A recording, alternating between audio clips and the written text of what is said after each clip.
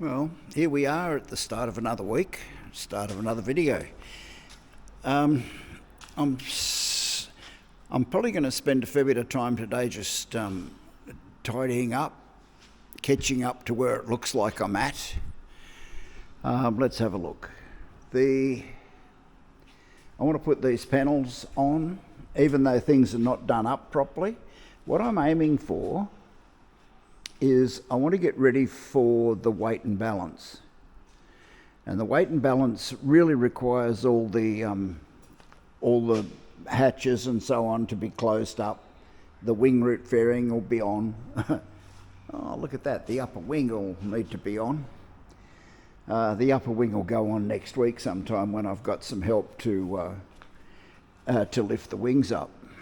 And I will hopefully also have the wing tips installed on the wings by then. But yeah, that's what we're working on. I think the first thing will be, once we've got the wings on and we've got pretty much everything buttoned up, we need to start this brute up. Hopefully it's still got some oil in it that hasn't leaked out. So we want to do the initial engine runs. That might not be the final, but at least if we do that, then I can put this cowl on the back. Yeah, we can set the idle and all that sort of stuff. We probably need to do the fuel flows as well. So we put the wings on, do the fuel calibration so we know how much fuel's in each wing tank. Let's have a look at this wing over here on account of it's closer. Get some light happening. This is the sight tube for the fuel quantity. This is the fuel tank rib here.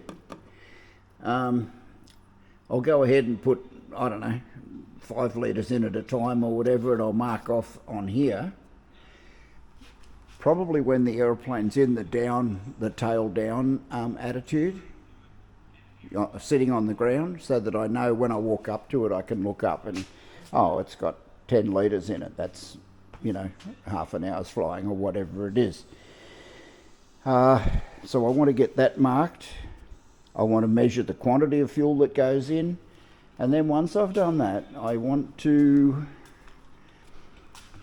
this is why I'm probably going to do the engine runs first. But I'll take the hose that put up such a fight to put onto the carburetor to attach to the carby. I probably want to take that hose off. It's down in there somewhere, that red one down there, and then make sure that, let's say the engine uses 20 litres of fuel an hour, okay, whatever, it's 5 gallons an hour US. That fuel supply line needs to be able to, with the tail down in the takeoff sort of attitude, that fuel line needs to be able to provide, I think it's about 140% of the 20 litres an hour. It's really got to supply a fair bit of fuel. So we'll do that and make sure it does it, and the fuel flows through the whole system to get to the carburetor. Anyway, that's for another day. So yeah, today will be a catch-up day. Try and fit those panels and stuff, even though they've got to come off again for the final inspection and that sort of thing. I want them on for the weight and balance. The whole point of the exercise is to head towards the weight and balance. But of course, obviously to do that, I need the upper wing on. I need the fuel system connected up, and there's a few other things. The seat belts have got to go in the front cockpit. From here back is pretty good. From about here aft, everything is fairly much complete. But forward, there's still a few little outstanding jobs. So anyway, we're running out of bits. We don't have too many bits left over. I've got a few cables and things. A right-hand one and a left-hand one. We might fit those up this morning. Actually, we'll start with this left-hand one. These are the actual flying cables, these ones. They will attach here and attach to the upper wing just around about the same place as this interplane strut. And they will carry the load. That's why they're fairly heavy cables and they're doubled up. There's two. You need one, they put two. Yeah, so that'll probably be a good job for today as well. Shouldn't take very long. And that's what we're trying to achieve today. I'm just about to install these cables, and I noticed this one. Some of the other cables I put some heat shrink just to hold it together and prevent these little nasties from coming out and biting. But obviously I missed this one for whatever reason. So I'm just going to whip it with some lock wire, and I'll try and show you what I can of my terrible whipping exercise. All right, here's the lock wire, and I think it's 20 or 25 thou. It's not very heavy.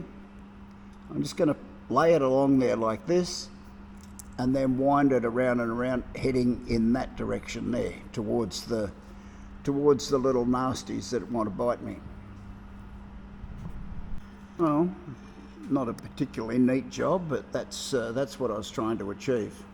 So it's unlikely to bite me now. Once I'll lock wire these two together, or I'll twist those two together, and that should alleviate that problem. And there we are, done. Yeah, it looks a bit horrible, but it's better than having loose strands sticking out all over the place. All right, these are the actual flying wires. They attach to this hard point here at the bottom of the aeroplane. Just to give you a bit of a picture as to where we're at. There's the aeroplane. So it's right up the front here towards the engine. This is them right here. This is where it attaches. It attaches with this hardware. Yeah, a couple of bow shackles and a single tang. These bolts have been in and out half a dozen times while I was assembling the aeroplane, but as chance would have it, I've got nice brand new ones, and which I'll be fitting with just a little bit of grease. This is just any sort of grease, doesn't matter. Vaseline's good, but I don't know where my can of Vaseline is, so we're going to do it this way. So I don't want to mix them up because I know that they actually fit this way. So unfortunately we've got to take this apart. What I can do is I can put one of these new bolts in this direction, like that.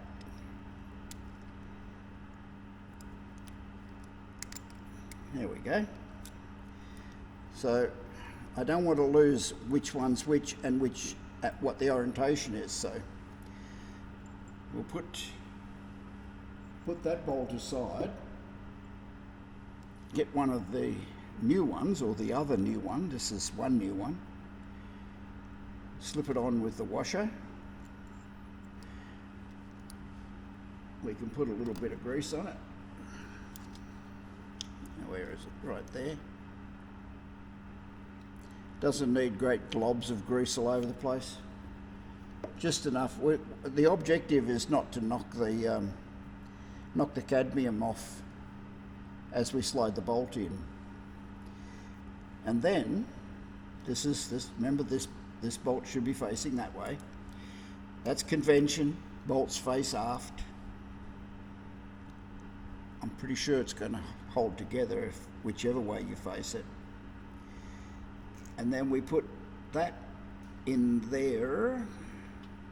But first of all, what we might do is slide this bolt in there. I cut these holes as small as I could possibly get away with. So we'll stick that there. I need a pair of long nose pliers to pull it back out again. And then one at a time, just slip the nut back on so I don't lose it. Like that. I'll put that down there.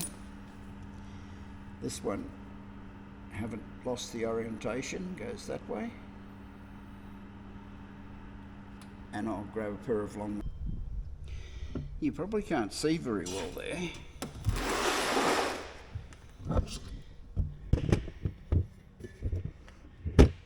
No.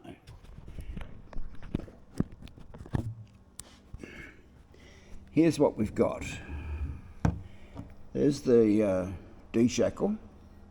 Here's the bolt I'm trying to put in that I just greased. I pushed the other bolt, the old one, in from the other side to help line it up, and that worked a treat. Yeah, there it is lined up now.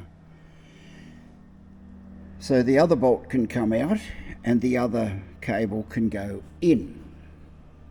The other bow shackle goes right here. So let's do that next. I'll take that bolt out first. I'm not using this bolt, by the way. That's the old bolt. It's a bit dinged up, lost a lot of its cadmium. And but the other one is started in the bow shackle. The bow shackle's quite tight in this on these pieces, these hard points that it connects to. So it makes it a little bit trickier. We should be able to bring that bolt through a little bit more, with luck, without scraping the cadmium off it.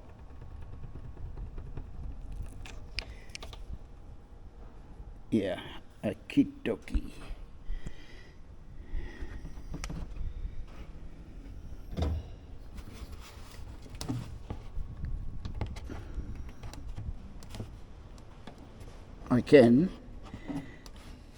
I can reach the bolt from through my little hatch here that I put in the front of the aeroplane. But anyway, I'll bring you back. I'll get that bolt. I'll get it through the bow shackle and then I'll bring you back. Well, that was pretty easy. There's the bolt in there, sticking through. So now I'll grab the other bow shackle and put it on this side. And I pushed the bolt from through, I reached in through my little hatch, pushed the bolt head that way, and the damn thing took off and went straight in. So, you know, sometimes you can be lucky. Okay, what I did here was same trick. I pushed the old bolt that I'm not going to use, I pushed it through and lined up the right-hand side of the bow. The other bolt hasn't quite, you can't really see that very well, but the other bolt hasn't quite engaged the bow shackle yet. It will in a couple of seconds when I push it and wind it at the same time. Like there.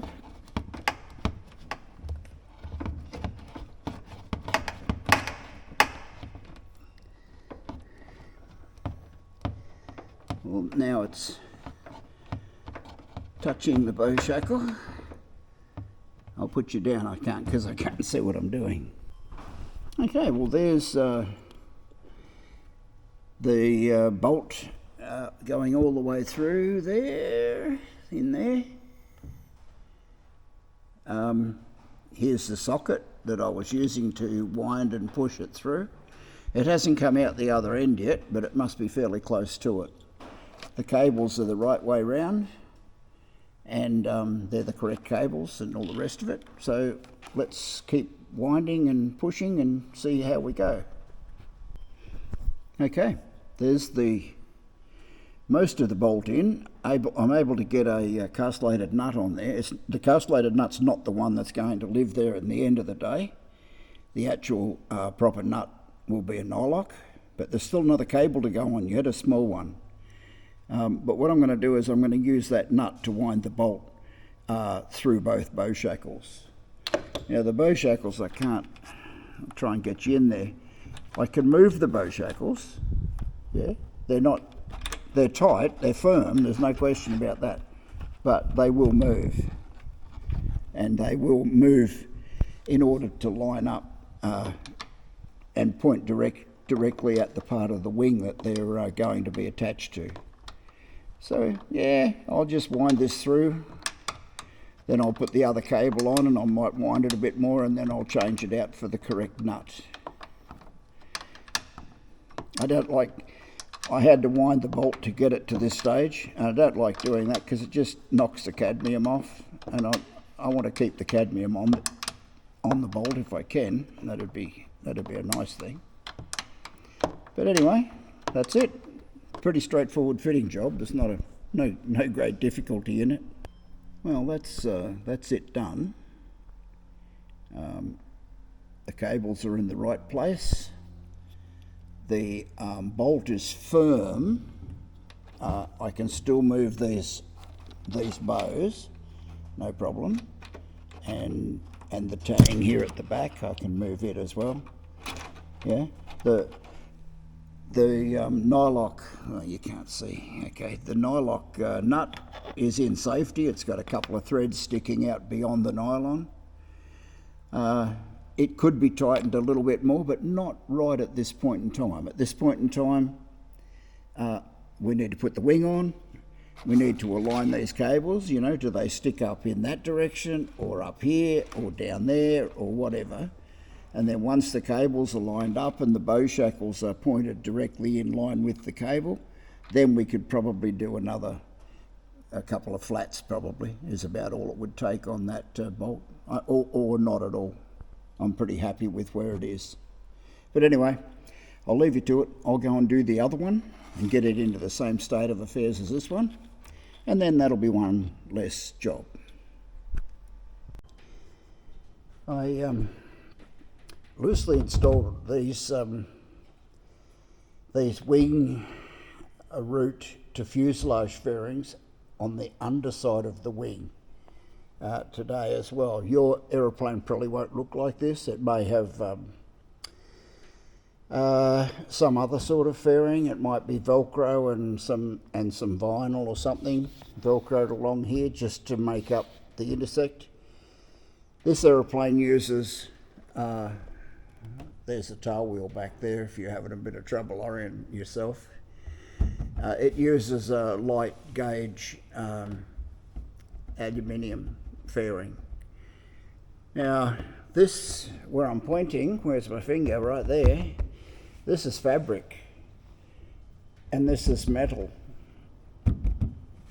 Yeah, so the two intersect along here, and that's probably not going to end well for the fabric. So what I have got is I've got some rubber that's sort of U-shaped. I don't have enough of it, of course. I'll have to buy some more, but I was just going to try and install some of this and see how it looks. I think I'm going to have to install something like it, so hopefully it works out. Yeah, it's virtually a straight piece of aluminium until you get up here by the gear legs where it takes a bit of a turn and narrows down a little bit. It's pretty neat compared to some of the other methods that Murphy have used. This is actually fairly neat. Anyway, let me put the rubber in and see what it looks like. Well, that's absolutely fabulous. No worries whatsoever. So I will probably take the fairings back off and attach this, glue it on, I guess. Try and stick it on there somehow or other. Getting rubber to glue is Not usually an easy thing, but anyway, that's what I'll try. And it's going to have to be a separate piece of rubber here where the angle changes probably. This is not real keen on going around the corner. But I'll work something out. And that, no, I like that. That's very, very neat, finishes it off really, really well. And, you know, maybe I have got enough rubber, but I'm going to have to use the same method elsewhere on the aeroplane as well. So I'm going to have to buy more, but that's yeah, that's pretty good. I don't think it's required along here, along the screw line, because, well, it sits flat against the fabric. Over here it meets the fabric on an angle, and that would be, yeah, that would be pretty bad. But anyway, one more step forward. We'll try and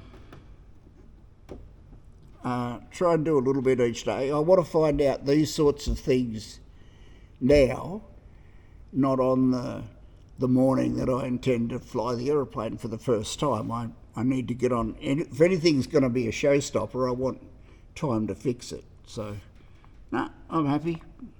Very happy indeed with that. I've had a win. All right, well, it's Friday afternoon. It's just about time to knock off. 44 degrees, nice and warm. Progress has been a little bit slow. I've gone backwards and forwards a little bit. Let's have a look. We had both wings on last Friday afternoon. They're on the dihedral set. I had the data plate. I had the data plate on here on the firewall, and then I read the instructions properly, and it says that you can have the data plate covered up if you want to, but you have to be able to expose it without using any tools. So either I cut a hole in the cowl, which is not going to happen, or I move the data plate. So now the data plate, let's see. The data plate lives above the pilot seat, that little black plate there. And it just says the rego number and the kit number and my name and whatever. So that's been installed. It's a bit of a stupid place when you think about it. If you think there's a